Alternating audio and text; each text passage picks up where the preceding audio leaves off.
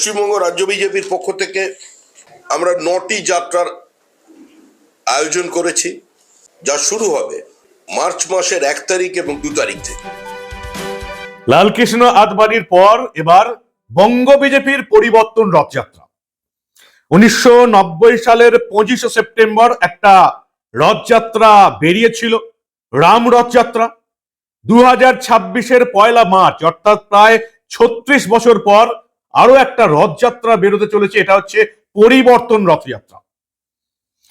1990 25শে September, 12ই September বিজেপির তৎকালীন সভাপতি লালকৃষ্ণ আদবানি রাম রথযাত্রার ঘোষণা করেন এবং এই রাম রথযাত্রা বের হলো 25শে সেপ্টেম্বর 1990 গুজরাটের সোমনাথ মন্দির থেকে। এই রথযাত্রা শুরু হয়ে 30শে অক্টোবর, প্রায় 1 মাস 5 দিন পর সেটা এলো অযোধ্যায়, শেষ হলো।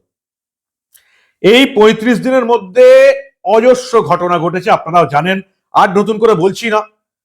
রাম রথযাত্রা তৎকালীন যতদূর মনে পড়ছে প্রধানমন্ত্রী ভিপি সিং এর নেতৃত্বে লালকৃষ্ণ আদবানিকে আটকানোর জন্য তখন বিহারের মুখ্যমন্ত্রী লালু প্রসাদ যাদবকে বলা হলো, লালু প্রসাদের রাজ্যে লালকৃষ্ণ আদবানিকে গ্রেপ্তার করা হলো, রথ রোকা হলো। তারপর তো এই অযোধ্যা থেকে একেবারে অযোধ্যায় গিয়ে এই রথের যাত্রা শেষ হলো। যে জন্য এই প্রসঙ্গ আমি আনলাম সেটা হচ্ছে এই 10,000 কিলোমিটারের এই দীর্ঘ যে রথযাত্রা, সেটা রাম যে মন্দির সেই আন্দোলনকে আরো অনেকটা এগিয়ে নিয়ে গিয়েছিল। কিন্তু বিজেপি নেতারা, যেটা অধিকাংশ বিজেপি নেতা যেটা স্বীকার করেন না, কিন্তু রাজনৈতিক বিশেষজ্ঞরা যেটা বলে থাকেন, যে আদবানির এই 1990-এর রথযাত্রা 25শে সেপ্টেম্বর থেকে 30শে অক্টোবর, এই 1 মাস 5 দিনের রথযাত্রা বিজেপিকে গোটা ভারতবর্ষের মানুষের কাছে পরিচিত করে তুলেছিল। বিজেপিকে যত মানুষ চিনত, তার চেয়ে গোটা ভারতবর্ষের কয়েক কোটি মানুষ তারপর থেকে বিজেপিকে চিনতে শিখলো এই লালকৃষ্ণ আদবানির রাম রথযাত্রাকে কেন্দ্র করে। সেই ঘটনা কি এবার আবার ঘটতে চলেছে এই পশ্চিমবঙ্গে পরিবর্তনের রথযাত্রাকে কেন্দ্র করে। বঙ্গ বিজেপির পরিবর্তন রথযাত্রা বেরুচ্ছে 1 মার্চ থেকে। রাজ্যে 9 দফায় 9টা জায়গায় প্রায় 5,000 কিলোমিটার এই রথযাত্রা হবে। আজকে আমরা দেখলাম এই একাধিক রথযাত্রার কর্মসূচি ঘোষণা করলেন রাজ্য বিজেপির সভাপতি শ্রমিক ভট্টাচার্য, এবং তিনি সেখানে বললেন 1 মার্চ থেকে রাজ্যের বিভিন্ন প্রান্তে এই বিজেপির পরিবর্তন রথযাত্রা শুরু হবে। যেমন এই দেখলাম 2রা মার্চ ইসলামপুর, সন্দেশখালী, হাসনাবাদ, আমতাতেও কর্মসূচি হবে। হোলির জন্য 3 এবং 4 মার্চ কর্মসূচি বন্ধ থাকবে। এরপর 5 থেকে 10ই মার্চ রাজ্যের বিভিন্ন প্রান্তে প্রায় 5,000 কিলোমিটার পথ অতিক্রম করবে।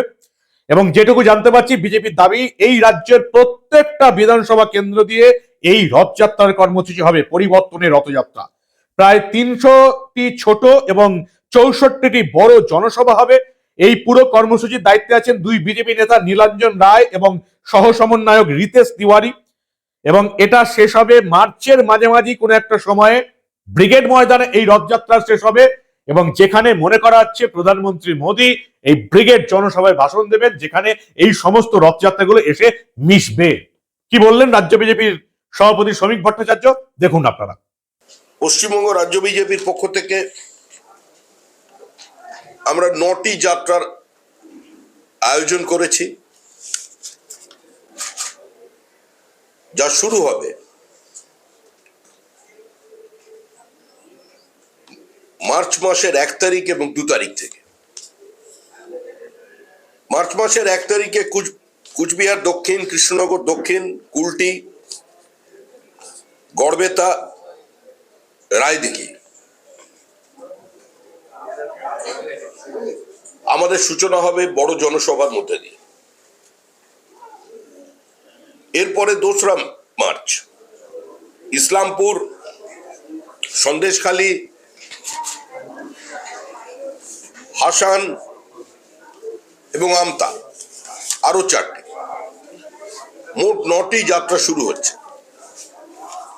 মাঝখানে দোলের জন্য 3রা এবং 4ঠা মার্চ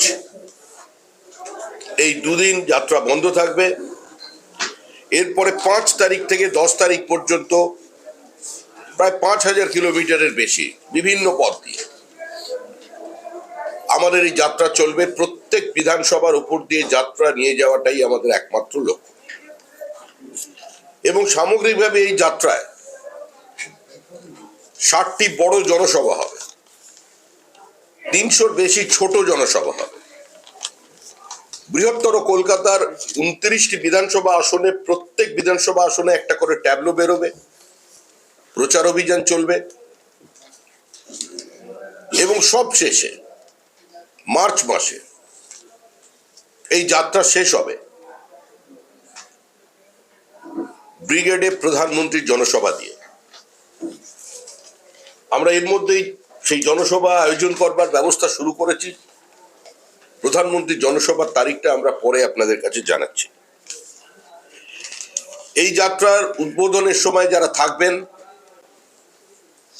ভারতীয় জনতা পার্টির সর্বভারতীয় সভাপতি শ্রী নীতিন নবীন, বিদায়ী সভাপতি শ্রী জগৎ প্রকাশ নাড্ডা, শ্রী অমিত শাহ, শ্রী রাজনাথ সিং, শ্রী শিবরাজ সিং চৌহান, শ্রী নীতিন গডকরি, দেবেন্দ্র ফডনবিস, ধর্মেন্দ্র প্রধান এবং স্মৃতি ইরানি, এই 9 জন আমাদের 9টি যাত্রার শুভারম্ভের সময় উপস্থিত থাকবেন।